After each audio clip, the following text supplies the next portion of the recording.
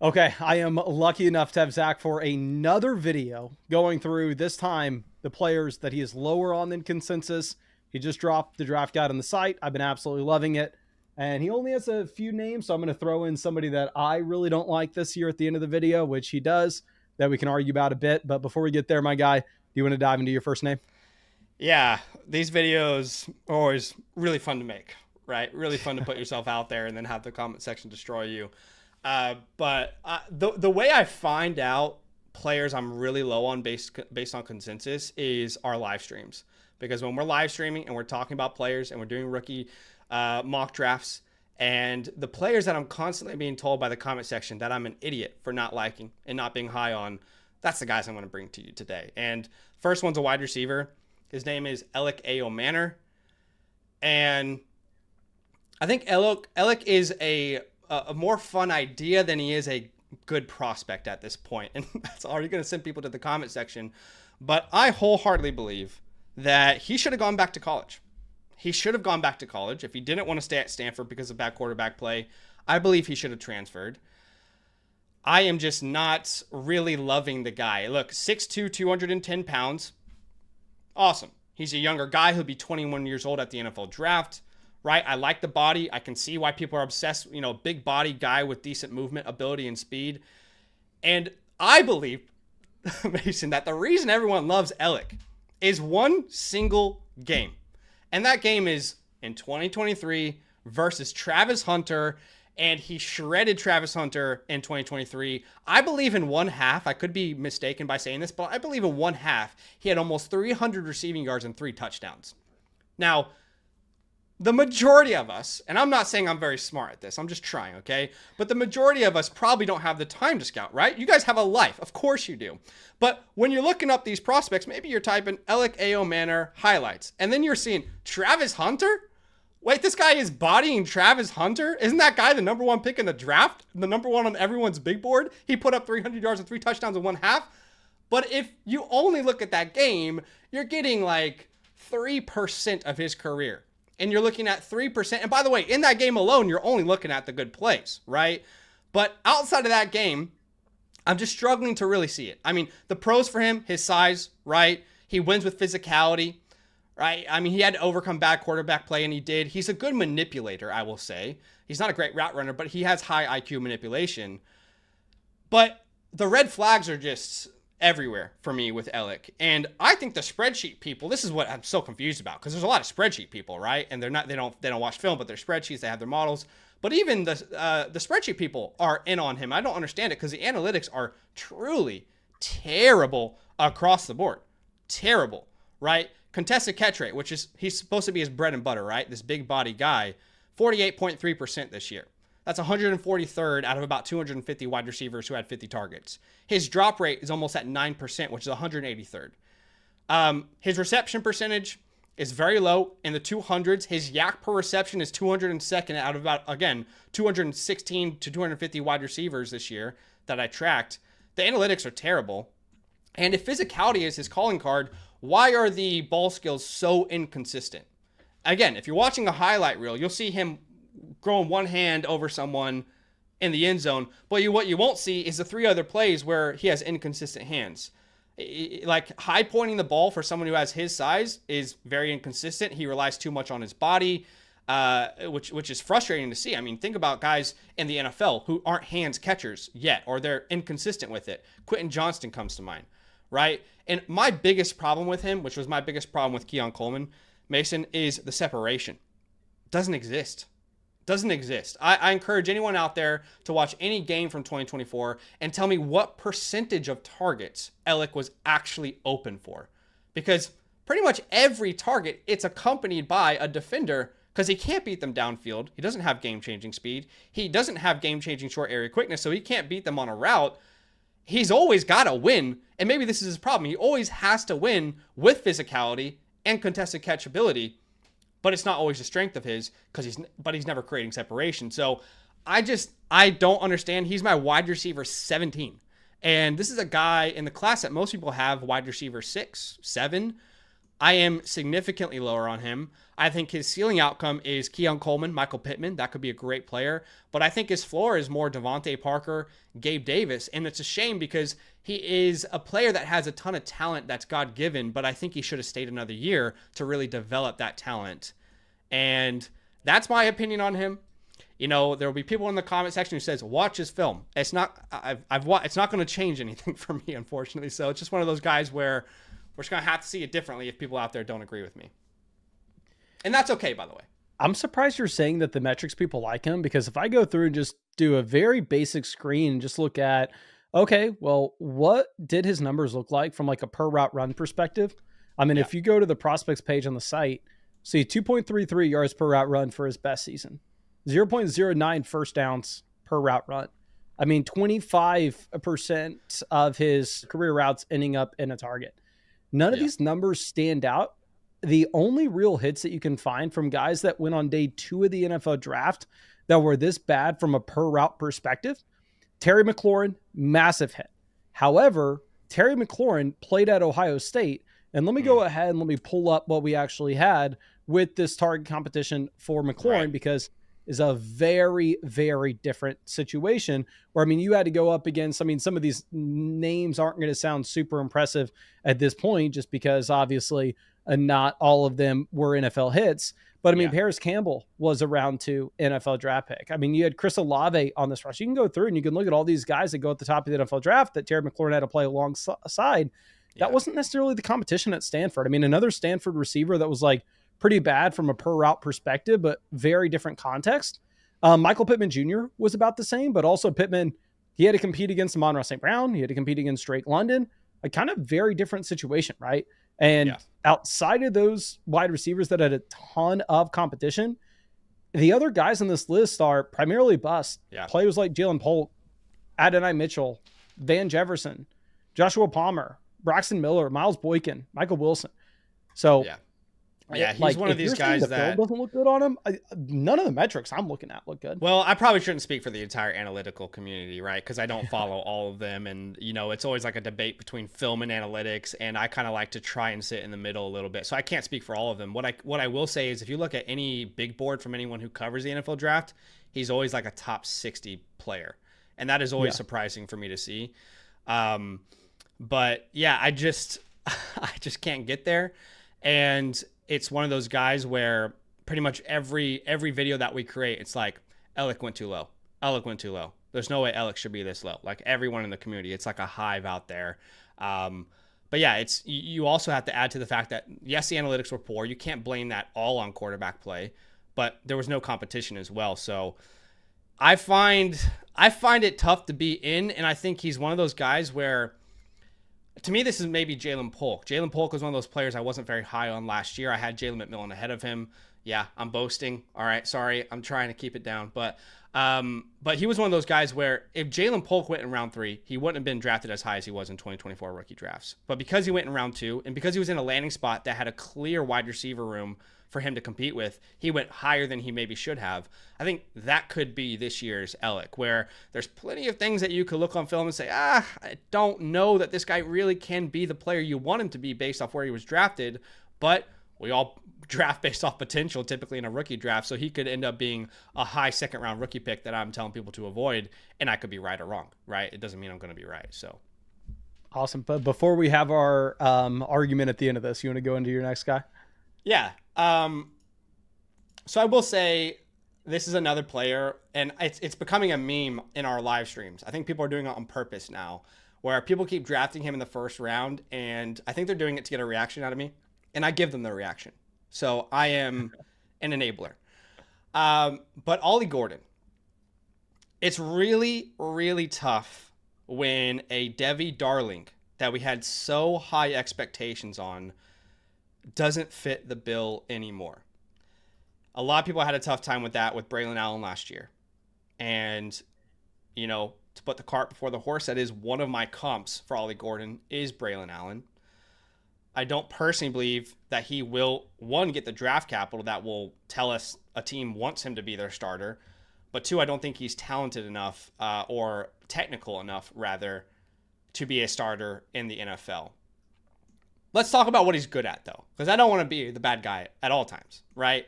He's got good size, 6'1", 233. I personally did not want to see him weigh that much at the Senior Bowl. I already think I question his movement skills and I question his strength. So to know he's actually playing at 233, I can't help but think Raheem Sanders. I can't help but think Braylon Allen. Great seasons and then fell apart, right? I think Ollie should have came back to school. I think he's a very good receiver. I'll say that. I mean, he can definitely make an impact in the NFL as a receiver coming out of the backfield. He's got great size. So maybe he becomes like, you know, what Leonard Fournette was for the Bucs for a while, right? Where this big body that, you know, at that point in Leonard Fournette's career, he maybe wasn't the best pure rusher, but he's a great receiver. He can help you on third downs. He's great in pass protection. But the red flags are astronomical with Ollie Gordon. Number one, if you're a spreadsheet guy, I can probably say the spreadsheet guys are completely out on him. I don't know that for sure. Again, I don't want to speak for that community entirely. But if you're looking for the worst analytics of any running back in this class, look no further than Ollie Gordon this year. If you look at running backs with at least 75 attempts, I think there's 216 of them this year in college football. This is where he ranks. In PFF run grade, he's 127th. In yards per attempt, he's 164th at 4.5 yards per attempt. At yards after contact per attempt, 114th. Missed tackles forced, 51st. Breakaway percentage, 161st. Elusive rating, 100th. I mean, across the board, what are you hanging your hat on if you're an analytical guy here? I don't really know. Are you hanging your hat on 2023? Did you do the same with Braylon Allen? Right? What do you think about Raheem Sanders now that he's had bad years and he had a good year at one point? I mean, the analytics are just disgustingly bad. And earlier I said I hate that he weighed in at 233 pounds. And let me explain, because when you watch his film, I don't think there's a running back worse at attacking contact in this draft than Ollie Gordon is. It's weird. Like 233 pounds, 6'1", you're like, this guy's bowling people over, right?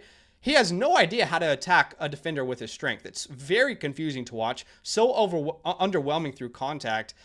He's got decent bursts, but also the pad levels are too high, which doesn't help through contact either because he's already putting his body at a disadvantage. I genuinely really don't like the way he attacks a defender in space. So with that supposedly supposed to be his calling card, it's tough to really hang your hat on. He had a decent Senior Bowl, but I can't get there with him. My comps for him at a ceiling is Rachaad White and Braylon Allen as a player mixed together. I think at worst, he's like giving you what maybe Deonta Foreman gave you in an NFL career. So some people think he can go day 2, round 2, round 3. I think that would be a mistake from an NFL team to do that, especially with the amount of running backs in this class. It is stacked. But Ollie Gordon, like Ellick, currently ranked RB17, 17th at his position for me in this class. And I just think it's another example where Debbie Darling gets too stuck in our heads. It happened to me with Zach Evans. I was very anti Braylon Allen last year. I'm not very in on Raheem Sanders, but it's like that part where the Dynasty community thinks so far ahead that they tried to ignore what happened this year. So that's my problem with Ollie. Yeah, I think it's a general rule of thumb. Like these guys that we get really excited about when they're sophomores and we want to just say, oh, okay, you need to go trade for 2026 picks right now because of player X. Yeah. And then that player disappoints. As a general rule of thumb, I think that guy's typically overrated. I mean, you can go through, you call out Zach Evans, you can look at Tank Bigsby. I mean, you can go ahead and look at a wide receiver like Kayshon Boutte, right? Typically, These are guys that if you see that significant fall off their junior or their senior seasons, it's probably best to just let somebody else take them based off the name appeal. The only time I can remember it working out beautifully is if you were super heavy on Juju back in the 2017 class. You had the significant fall off as a junior there, but obviously very unique situation in that case. I mean, I think if you're looking at the right time, right? Yeah, exactly. I think if you're looking at like the day 3 running backs here, especially if the athleticism's not there, to see the efficiency drop off his final season, I'm fine being in on you with this call. And he might actually test well, but it's just weird because he doesn't really know how to use his physicality well, which is what's so strange about him. I talked about in our previous video players I loved. I made the all lemons to lemonade team, which really highlights players who do more per touch than everyone else. And Ollie Gordon ranked 17th out of 25 running backs I looked at in missed tackles forced per attempt. So again, remove offensive line, remove the offense, because that's everyone's going to say the offensive line. But on a per attempt basis, he is doing less than anyone else in the class for these top guys that people love. And if you compare him to these other guys that people had expectations for, like Amarion, Caleb, Travion, his numbers are, it's sad. It's honestly sad to look at how bad it is. Like, yes, the offensive line was bad, but 4.5 yards per attempt in the Big 12, 4.5 yards per attempt. 3.25 yards at the contact per attempt. I mean, it's just, I think we're holding on to what could have been, ultimately. Yeah. Well, are you ready to get into the debate? Okay, can I open this up? Yes, go ahead. So I like rooting for my Texas Longhorns, right? Last year it was easy to kind of go in on Worthy, and it was very easy to just say, hey, A.D. Mitchell's a bum. The man can't get targets either at Alabama or at Texas. A player that is so bad with the efficiency marks that we've never seen somebody have success with this profile ever. Sure. Is Matthew Golden. And let me run through it all right? First, to start off, just looking at pretty much any instance that we have, we can go ahead and we can look at, say, since 2016 on the prospect page. And I'm going to look at pretty much anybody who is ever relevant, got drafted inside the top 200 picks in the NFL draft, that had a season with fewer than 2.1 yards per route run for their best year and fewer than 25% of their career routes earning a target. Here is the list. Keon Coleman, Matthew Golden, Adonai Mitchell, Isaiah Bond. We got a lot of Texas receivers on this list. Van Jefferson, Savion Williams, Braxton Miller, Miles Boykin, Deshaun Hamilton, Riley Ridley, Jaleel Scott, Jehu Chesson, Hunter Renfrow, Joe Reed, Colin Johnson, Isaiah Kutler, Damian Ratley, D'Angelo Yancey, Juwan Winfrey, Frank Darby, Ray McLeod, Donovan Peoples-Jones, Dylan Cantrell, Russell Gage. Yeah. Great list. I understand. Really good list.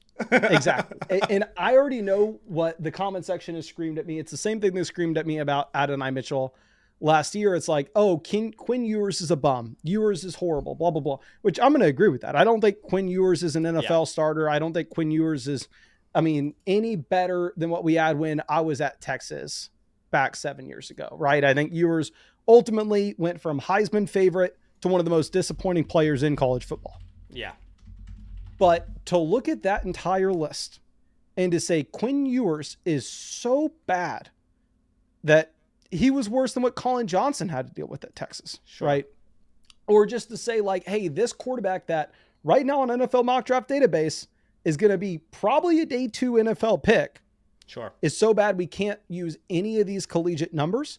I would say the majority of wide receivers on this list had worse quarterback play. I don't know if their quarterbacks were as disappointing as Quinn Ewers was. I think that's a big issue that people have, just expectations versus reality. And then the followed up with that is specifically looking at that career targets per route run number. 19% of his routes run through college earned a target. He played both at Houston and at Texas. And I would say earning targets isn't a quarterback stat in the same way that maybe efficiency or overall production is. Because hell, you can have a horrendous quarterback that can't hit you when you're open, but 9 times out of 10, that quarterback's going to know, hey, I should probably throw the ball in that way. That guy just generated a ton of separation, even if the quarterback's not talented enough to get him there. So Matthew Golden right now, where I'm seeing like every NFL mock draft I look at, it's like, hey, the Pittsburgh Steelers are going to take this dude in round 1. Right. That's a profile for me.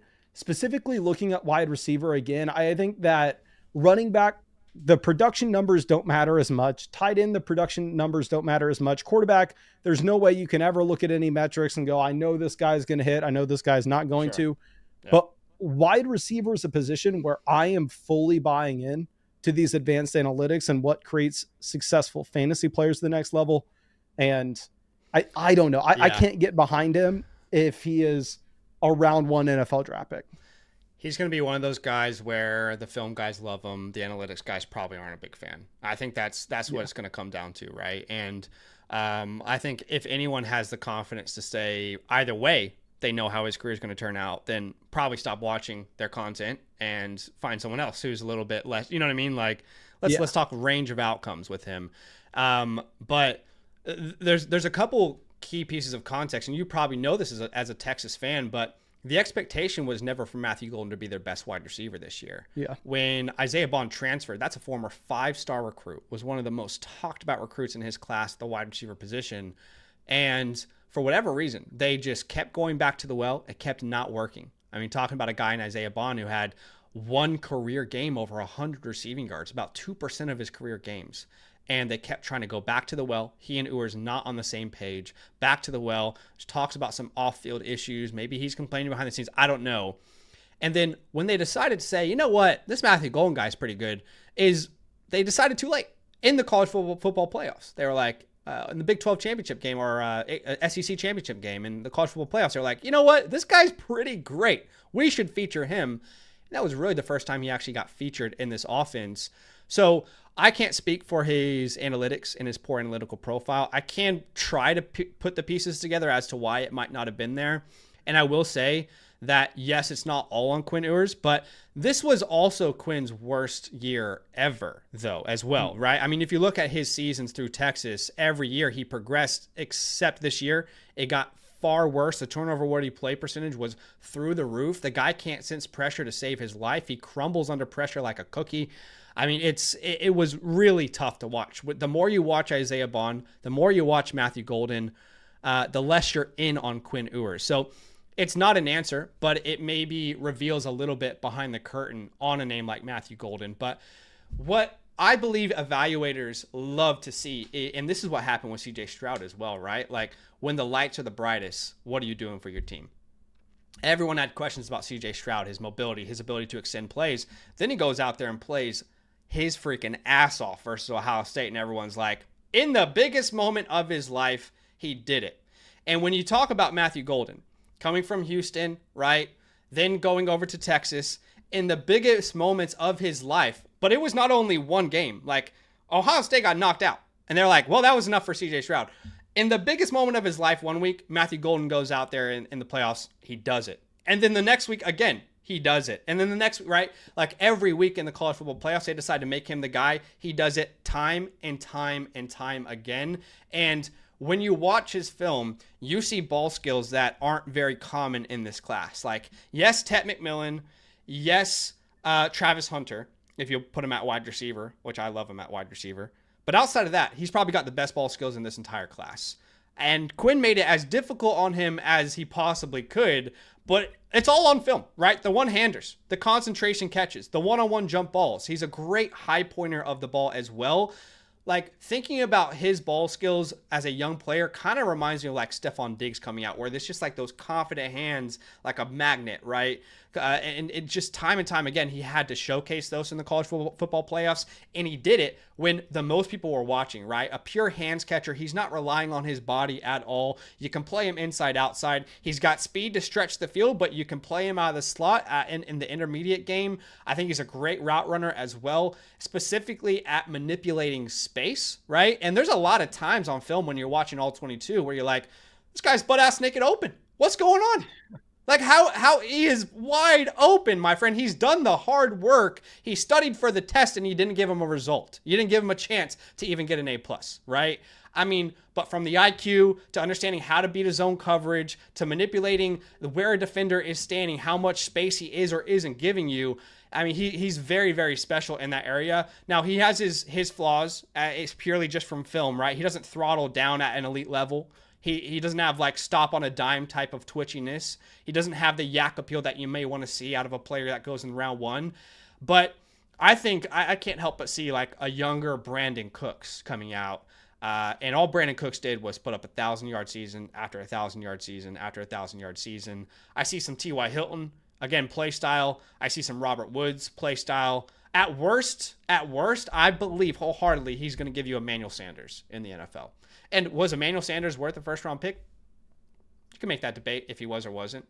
But in this class, where overall the class is probably weaker, that's maybe another reason why he's getting pushed up a little bit into round one.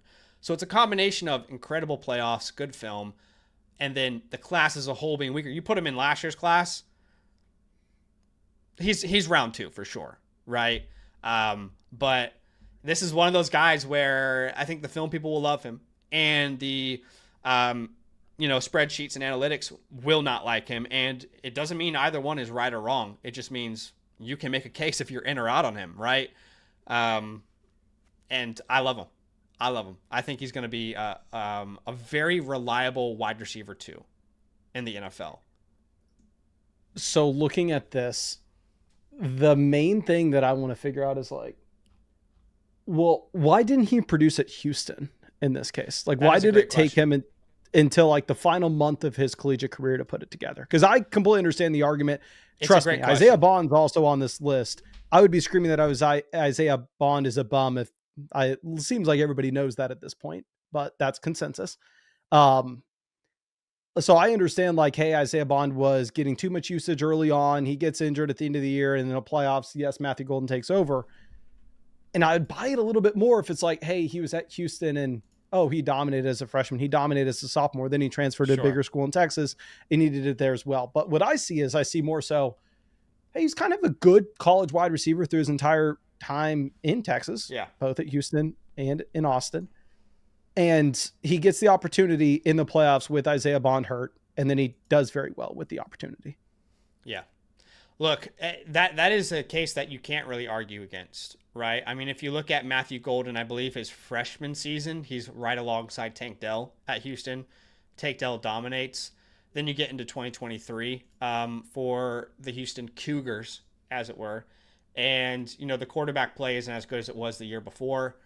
And then, obviously, we see Matthew Golden transfer. So, I mean, you can only explain context so much to the point where you're like, you know what? There are some good questions to be asked. And I kind of feel that way about this class as a whole, to be honest with you, which is why I don't have a problem with his ADP. I don't have a problem with him going round one. It's just the class as a whole is not a class that I'm overly thrilled about outside of the running backs and tight ends, But he's one of those players which I think you can get early second round, maybe in your rookie drafts, first round pick, and can kind of give you like what Zay Flowers has given you from a fantasy perspective, right? And if he gives you a 13 points per game season as a rookie, if you don't believe in him, you can always sell him beyond that, right? If you think he's reached his ceiling and you don't want to look at the historical comps of what he could become, then you could sell him beyond that. But I think you can make a case either way for sure of being in or out on him, which honestly, there's a lot of players in this class that you can do that with.